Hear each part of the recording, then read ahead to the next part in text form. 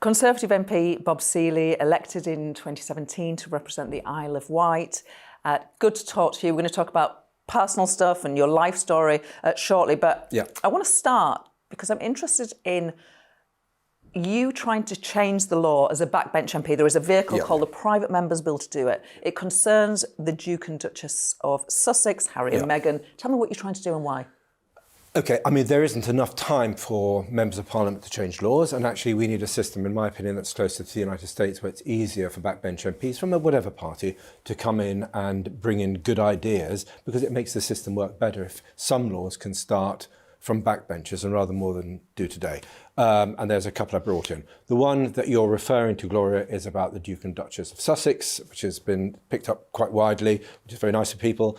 Look, if you're the Duke of Sussex or Duke and Duchess of Sussex, I just find it very uncomfortable, and I think a huge number of your viewers would agree, that you either respect the system, you have your titles, everyone sort of doffs their hat, especially in the US, you respect the system, you keep your titles, and either you play a positive role, as a lot of the roles do in this country, or you live quietly as individuals.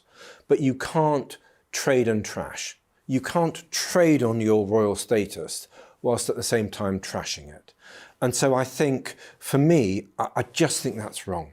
And there was a bill passed back in actually 1917 during World War I, where foreign princes who were grandkids of Queen Victoria could be stripped of their UK royal titles if, for example, they were fighting for the Germans in World War I. So it's not a great analogy for now, but what I'm trying to do is bring in some amendments to that bill, just to say, right, we've got a bill that can strip royal princes of titles, which regardless of which one it is, and we should amend that now so the Privy Council can strip royal princes of titles, should the case be. Now, I'm not a Republican, some of my ancestors were, but I'm not a Republican. I think the monarchy actually plays a really important role, a valuable role. I thought the Queen was an extraordinary human being, had the privilege of meeting her once. I think she was absolutely wonderful. And actually you see, it's almost like with her passing, you see what a remarkable figure she was. I think William and Kate doing a fantastic job. I think Princess Anne, I think they all do brilliant jobs. And they're really important, especially for the voluntary sector in this country. But you can't trade on your royal status and trash it at the same time. And that's something that I've got a problem with. And I suspect, Gloria, a lot of GB News listeners have got, viewers have got a problem with it as well. Do you think they should have their titles removed? Because what you're saying is you're going to... Well, I'm going to give people the choice. You know, I think if they want to carry... I personally think, yes, obviously I do. But actually, we just need to update the law. So if princes behave really badly, royal princes behave really badly, they can have their titles removed. What I'm doing is defending the good bits of a constitutional monarchy and saying, absolutely, let's keep it. But if you don't behave well, then actually you've got to think about whether you are... you have got the right stuff to be and to represent the royal family in whatever guise.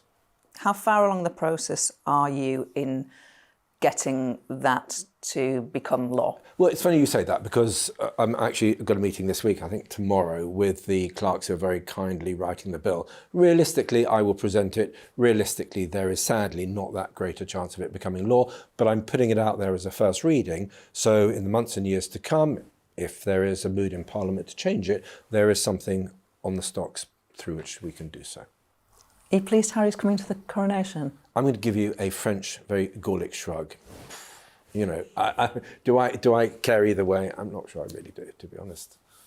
I think the monarchy plays a really important role in our lives, but I think we need to make sure that it continues to play that positive role, and that's what my bill is about. You know, some people say, oh, they feel for Harry and Meghan. They say they've been treated unfairly, sort of almost... No, they haven't. They've been... Sorry. I mean, if you look at the coverage they had, we bent over backwards to welcome them. And everyone felt hugely sympathetic to Harry for what he's been through. Actually, they've got such a huge outpouring of love. So I don't buy that, sorry. OK. So much that is interesting about you. Lots of people say politicians, they don't really have not really had proper jobs, or they don't have real life experience. From 2008 to 2017, you served in the British Armed Forces on the Iraq, Afghanistan, Libya and ISIS campaigns. The toughest moment? I can be slightly naive sometimes, so the toughest moment probably sounds like I haven't got the greatest judgment. It was the ISIS campaign. And we were sitting there waiting for a retake of a mountain called Sinjar Mountain, and we were helping out with the Kurdish Peshmerga forces, who I have a huge respect for. They were impressive people. And we were a couple of hours, middle of the night, weren't too far from the front line. And suddenly I heard what sounded like sort of sparklers or something in the sky. And I thought, well, that sounds a bit nice. I wonder what that is. And then at that point, one of my colleagues shouted mortar and slammed me to the ground because they obviously had a much better idea what a incoming mortar sounds like. But apparently that is the sound of a mortar when it's coming a bit too close for comfort. I mean, that landed 50 yards away. It wasn't too bad, and the shrapnel went elsewhere. But yeah, I had a similar experience in Iraq when we were out hunting the rocket attack teams, and we were in some boats in the Basra marshes.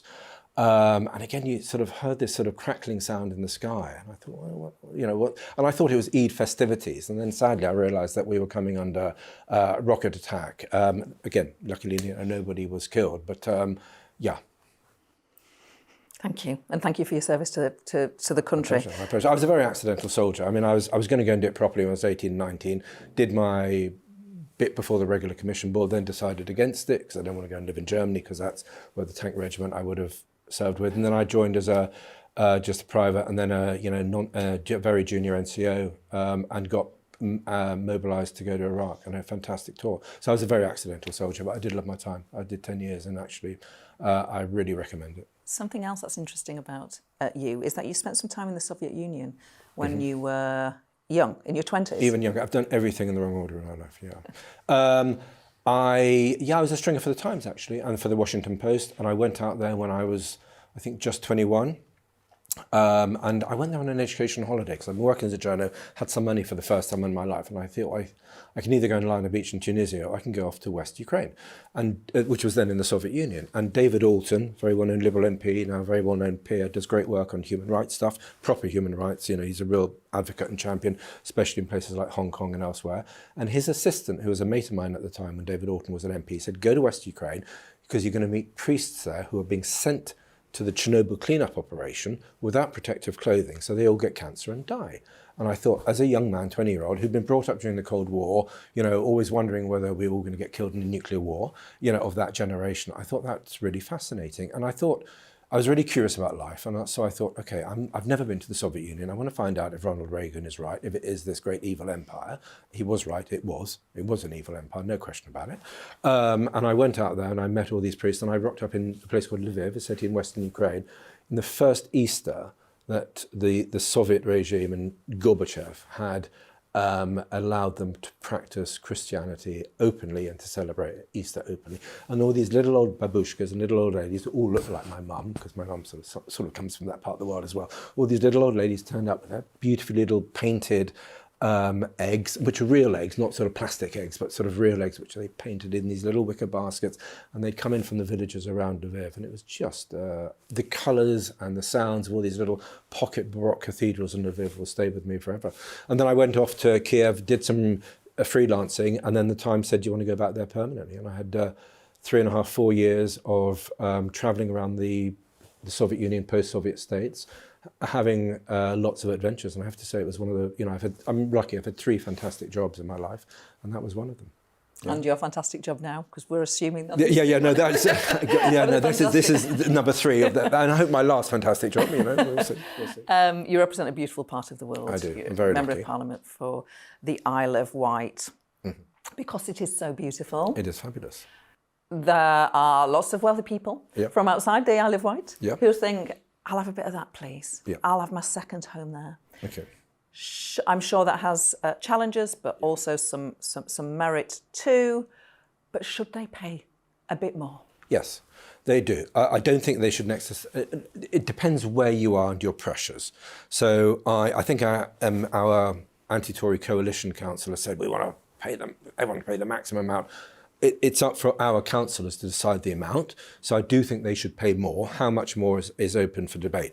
Look, there are some communities, you go to a place like Seaview, 80% second home. That is painful because outside, and that's traditional that people then, it's very heavily packed in summer. It's gorgeous. And, you know, the sailing club there, the yacht club there is fantastic. They also do really good work with our local schools to make sure that the kids who would never normally go sailing come through there. So there's a lot of good that happens in that community. But when you have a community that is pretty deserted outside the holiday season, it is bad for that community. And Yarmouth, again, in the West Wight near where I live, it's sort of 40% second home, and Bembridge also. So there are some communities on the island, like Cornwall, like Dorset, like Devon, that have high second home owners, and that can have a really damaging impact. But second homeowners can also bring really important life experience. And contacts and wealth and money and ideas. And a lot of them, especially as they get older, tend to base themselves on the island, and the London pad becomes somewhere they occasionally go as their lives then gravitate towards the island. So it is complex, but for sure they should pay more, but for sure we need to look after islanders. One of the reasons I led my planning revolt was that we needed exceptional circumstance. We needed to be able to, for places like the Isle of Wight, to plead that we have a unique case because we're an island, and actually build housing for islanders. So that's been my priority. Okay, final question. And I was hurrying you because I didn't want this final question to slip off. Okay. You are a single man in politics. Yes. How on earth do you date? I do, actually. I manage. I mean, I have avoiding dating apps, but I mean, you tell me that some MPs do it. Maybe I should. I don't know. It's working out okay so far. Touch wood. I'm looking for some wood. I don't want to lean too far over. Actually, there's some there, isn't there? So yeah, we'll see. But I managed it just about. Bob Seely, thank you very much. That was wide-ranging. It was fun and it was really interesting. Thank you, Bob Seely. Thank you.